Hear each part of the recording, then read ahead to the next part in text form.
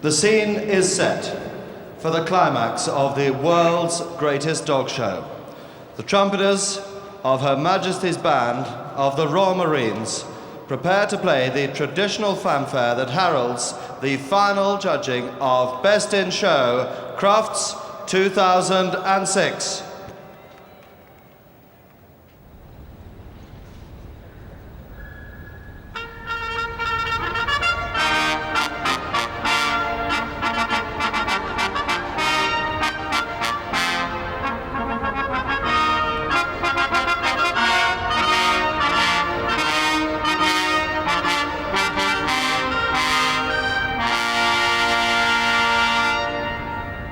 Trumpeters of Her Majesty's Band of the Royal Marines.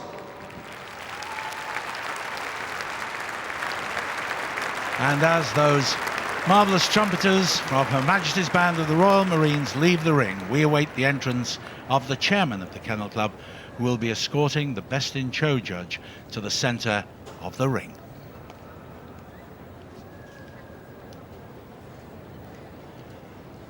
A moment of hushed anticipation.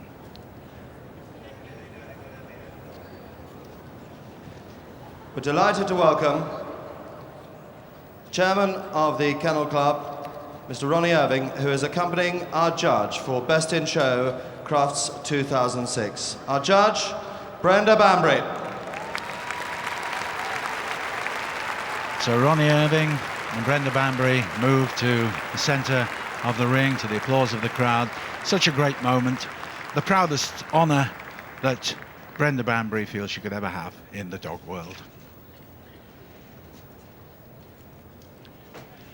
The winner of the working group. Judged here on Thursday night, the winner of the working group, the Bouvier de Flandre.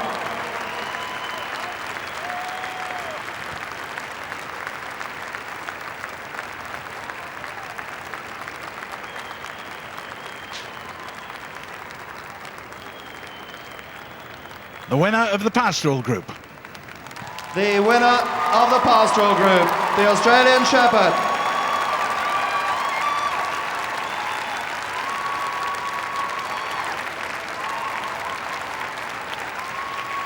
The winner of the terrier group.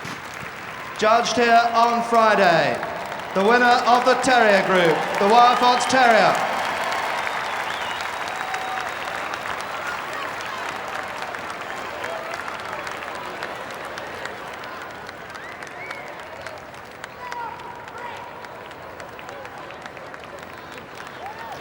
The winner of the hound group. Also judged on Friday, the winner of the hound group, the Norwegian Elkhart.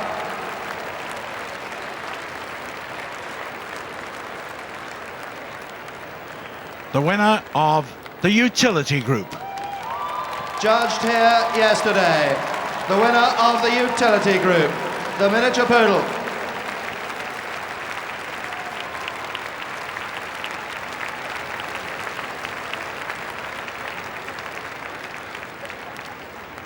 The very little winner of the toy group. Also judged here yesterday, the winner of the toy group, the Pomeranian.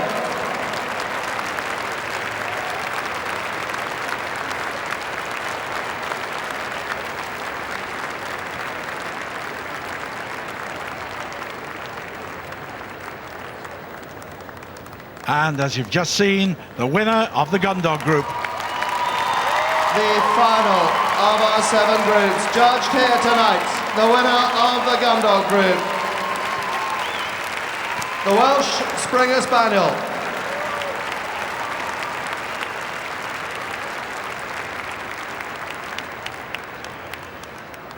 And so that completes the lineup, these magnificent 7 animals. One of them will get the ultimate honour, Best in Show Crufts 2006. Brenda Banbury will walk along the line here.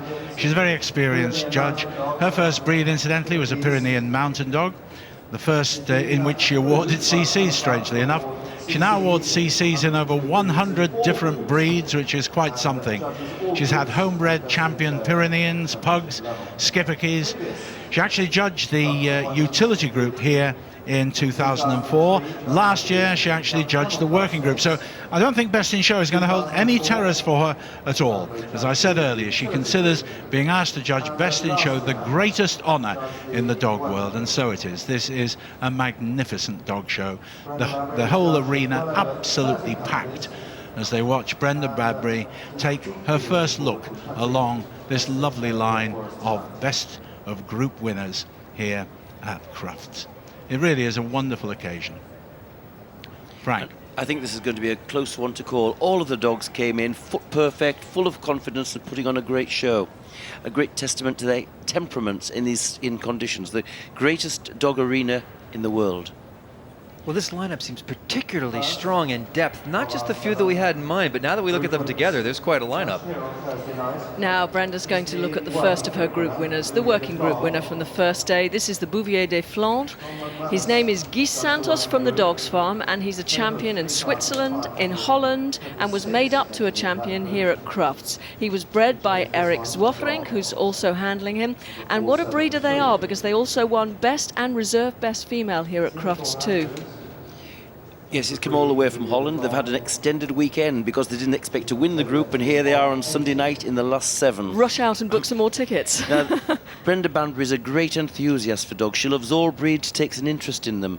So she's going to have a thorough knowledge of all of these breeds. She'll be applying the breed standard as she goes over the dog, checking his coat, is it the correct mat texture, looking at the bone structure under the coat, checking the texture now. He's a very good dog, and she's going to give him a good look at when he moves. The working group. The Bouvier des Flandres. And he's moving beautifully this evening. Terribly important that when you get to this level, nerves travel down the lead like electricity from handler to dog. It's important the handler keeps their cool so the dog can give the best possible performance. Well, also on Thursday, of course, we had the pastoral group, and the winner was this splendid Australian Shepherd dog. American champion Caitlin Isle, Take a Chance. Chance is known as, 5-year-old dog. He's come from California and is extremely handsome. Not what we call the most popular of breeds in this country, yet there were 149 of the breed here at the show. And this was judged the best of 3,079 pastoral dogs that exhibited on Thursday. Well, it was a very strong breed competition and a very strong group competition. And here's a dog that came all the way from California, which is quite a bit of flying. I can tell you a little about jet lag this week, and I can understand that this dog's performance could be off, and it's just not been. He's had a great performance at every day, all week long. And fortunately for him, he was on earlier in the week, so Larry Fenner and this dog have had a little day to rest. And it looks like when he came in, he was on top of his game. He's in fabulous condition. I must say that as I came over to the halls this morning, he was being exercised out on the grass, and it looked like just any owner out on a Sunday throwing the ball for his dog out in the park. Looked marvellous. A wonderful blue merle colour, but also sturdily built. Underneath that, a working pastoral dog. So Brenda applying the breed standard. He's in great form. He's used to this sort of stadium because quite recently he won a big award at the Madison Square Garden in New York, so he's not going to be phased. And this is the dog, of course, that's won the first challenge certificate that's been awarded in this country, which I think is a magnificent achievement too. It looks in beautiful bloom. And on a gun dog day, proving very popular with the crowd. Now the tables come out there behind the Australian Shepherd for our Wire Fox Terrier. The next one to be looked at by our judge. Champion and American champion, El Rey's Snowterre Iceni Payback. This 6-year-old bitch has recently had a little sabbatical to go and have a litter and come back in the most fabulous bloom. She's handled by Andrew Goodsell in the ring, belongs to Phil Davis and Barbara Decker. Well, this looks like the consummate show dog, a beautiful specimen of the breed. They have to be short in the back, a high set tail, and a long, lean head with a powerful jaw. This bitch, not only is she a good specimen of the breed, but she's a great showgirl. She always puts on a great performance and moves beautifully. Handler Andrew Goodsell always has her in the greatest condition. The dog adores him, and I'm sure we won't be disappointed tonight. there's so many elements at this level to make a great one. You have to have breed type. That is the things that define the breed, and the thing the judge is looking for are the nuances that define that breed. And then condition, as Frank mentioned, this one's in perfect bloom, and showmanship, and of course movement, which is the test of putting all those pieces together. And Fox Terriers are not notoriously for having great movement, but we've seen this beautiful wire exhibit day after day great side gait, great level top line, as well as that definite breed type. So we're all over the moon about her here. The other thing, of course, she has is that she's a terrier, and a terrier comes into the group with that complete terrier attitude. I am the single most important thing in this ring. You're going to look at me, and you're not going to look at anybody else. And you know, we had the question earlier about the poodles, and it's true that a breed like a poodle takes dedication. The wire fox terrier also takes great dedication, and we're seeing it all together here. Yes, there's a difference between a good dog and a great dog. It's that magic presence, this performance. This bitch has it for me. Yeah, she's my favourite of the group, I must say as well. Really wonderful dog. And I love the locomotion, I love the movement at the rear end. They're just so good. Well, in the hound group, this was a bit of a surprise on Friday. There were 95 of these here at the show. This is the Norwegian Elk Hound. Comes from Nelson in Lancashire with Brian and Linda Middleton. Champion Kestos I Spy at Greythor. He's a 2.5-year-old dog, as I've said, called Chris. Now, here's the Norwegian Elk Hound. You know, some breeds are more glamorous than others, and people ask, do they have an advantage in the show ring? Well, not really, because every breed has a breed standard. The judge is now looking for the one which is closest to perfection. So she's looking for the workmanlike qualities of the Elk Hound. Correct construction, correct coat, and correct movement. Glamour isn't the last essence of the competition. No, it's not. And it certainly does, you know, at the end of the day, if the judge is sitting back and saying, well, they all meet the standard exactly, then it would be performance. But that never happens. There's no such thing as a perfect dog. So we're starting to see which one meets the judge's eye for that template the best. Now, it's quite a slight dog in size there. You wouldn't think it would be able to do anything with an elk, but apparently they used to hunt elk, but not sort of to find them rather than to attack them. But Brian Nelson, who's handling there, the owner, tells me that he's seen photographs of an elk hound actually bringing an elk down, which is a bit scary. So Just that's the Norwegian Elk Hound. Now, I think this could be the dark horse in the group. This is the miniature poodle from the utility group, Champion Minaret's Secret Assignment. Rodney's a dog who belongs to Melanie Harwood, who bred him. But of course, remember, 3 generations of her family have been breeding these beautiful poodles. He's had a fantastic show career in this country, and he's still on absolute top form. A really gorgeous utility group winner.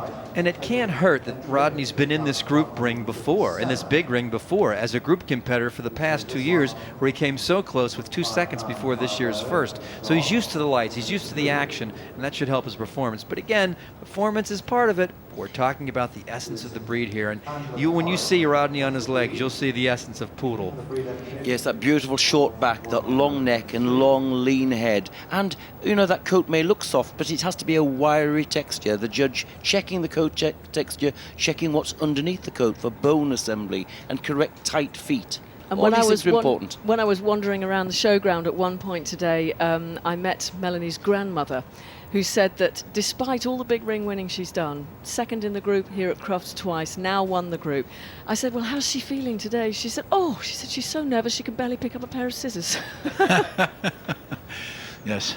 I think you've got to be a very good hairdresser, though, to turn out these dogs in such wonderful, wonderful fashion. You do, but you'll also see the judge getting your hands way under that hair, because there has to be a real dog under there. You know, it's nice to see the hair, it's nice to see all the dedication to that cut, but this is not about the pizzazz as much as about the dog underneath the pizzazz. And that was the best bit about seeing Rodney at home, just mucking about in the garden with all his rubber bands in and his coat all tied back. What a beautifully structured dog, and how well he went.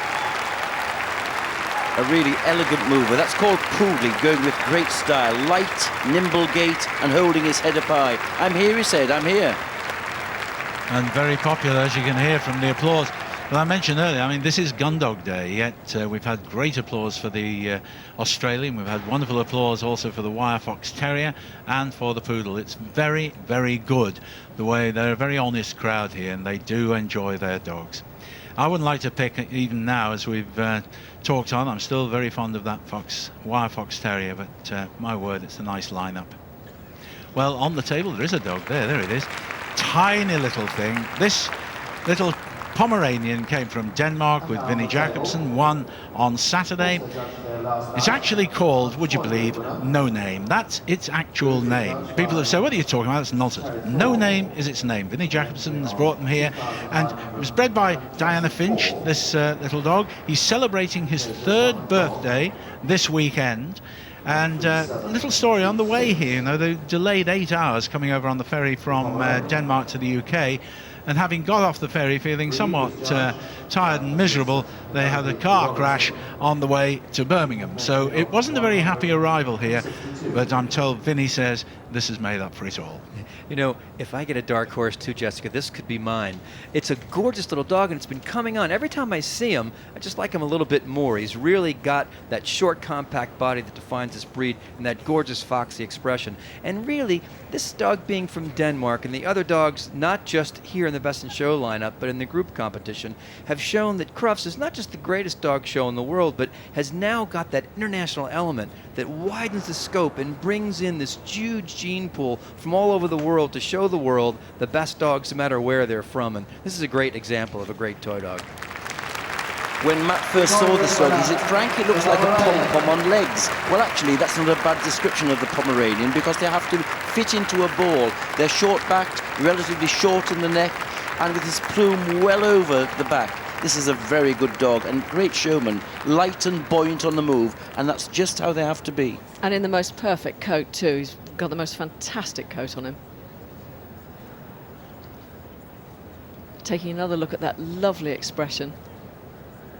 And then moving on to the last of our group winners, of course, just won the gun dog group, hardly had time to go and have a drink of water and a quick brush, and they're into the Best in Show ring. The Welsh Springer Spaniel show champion Ferndale Maverick. Mick's 3 years old, belongs to John Thirlwell, who's handling as well. He was the top male in 2005. He was the top Welsh Springer Spaniel in 2004, and he still looks fabulous. Yes, and he's perhaps there's a little bit of a disadvantage because he's had a long day here.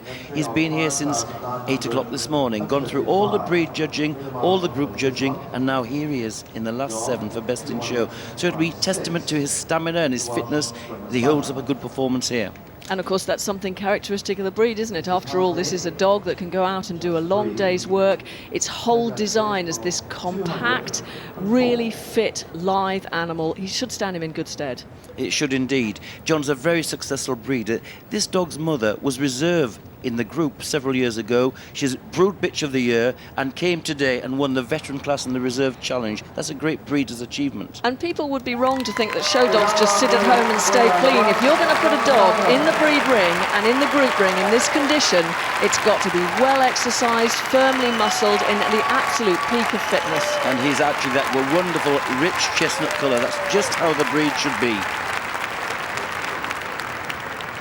So Brenda Banbury has now seen all 7 dogs, and she will move them again.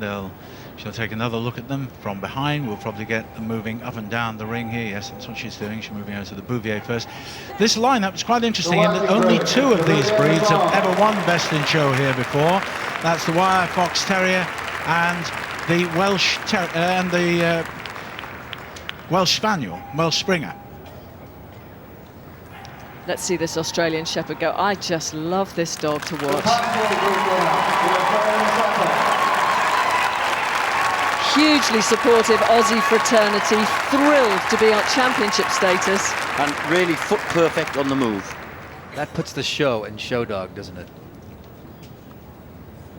The Terrier Group, the Wire Fox Terrier.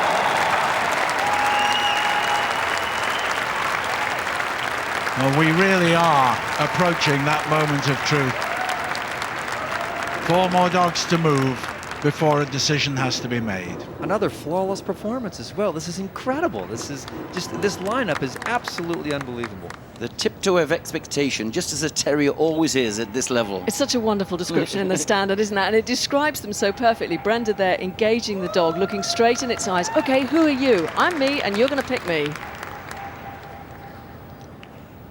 Here we go with The Hound Group, the Norwegian Elk Hound. Unfazed by everything and giving a lovely performance. You know, it speaks well for the socialization of all these show dogs. The thunderous applause and lights doesn't faze them a bit.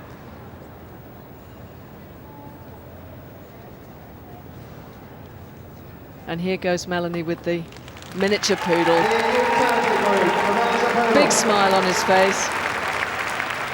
Well, this show's been won by several standard poodles and a couple of toy poodles, but never by a miniature. And of course, with poodles, you do get 3 chances to toy, the miniature, and the standard, so the odds are good. Well, the Pom certainly never won it. It's a long walk for this little fellow, but he's not bothered. Well, he may be one of the smallest breeds in the world, but try to tell him that. He's a big dog in a small frame and full of attitude. And showing beautifully. He's really cute, isn't he? And the last of our finalists. And this will get the biggest cheer of the day, of course, from our gun dog crowd.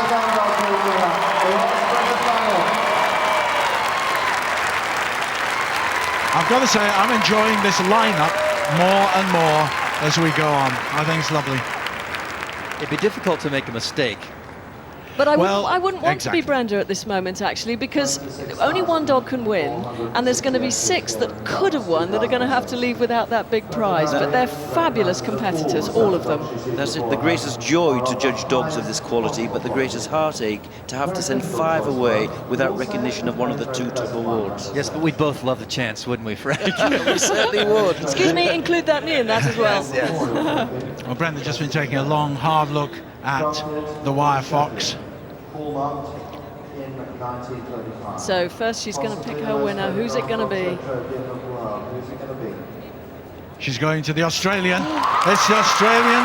First time for an Australian Shepherd here at Cruft. Has got best in show at Cruft. Chance, this 5-year-old from California, American dog. Absolutely beautiful today here in the ring. Magnificent. Chance has got the best in show. And 2 years running, the prize goes back to America. And here we have the reserve goes to, well, what was all our favourite, but reserve ain't bad, my word, for our Wirehead Fox Terrier Payback. What a thrilling win for the breed as well. 2 superb examples. They are the consummate show dogs, both of them, in marvellous condition and foot perfect on the move. Well, I must say all have shown quite beautifully here today on this big moment for them, not putting a foot wrong. And I suppose really, although I love that Fox Terrier, I must concur, that Australian Shepherd looks fantastic. Well, the Kettle Memorial Trophy is presented. Ronnie Irving has gone out there, the chairman of the Kennel Club, and the trophy is being presented by Mr. Mark Johnson, who's the managing director of Master Foods. That wonderful trophy, which, as Jess has said, you take a replica, a small replica away. The Kettle Memorial Trophy remains at the Kennel Club. But what a lovely sight. This is a great moment. Every year, it never fails to thrill.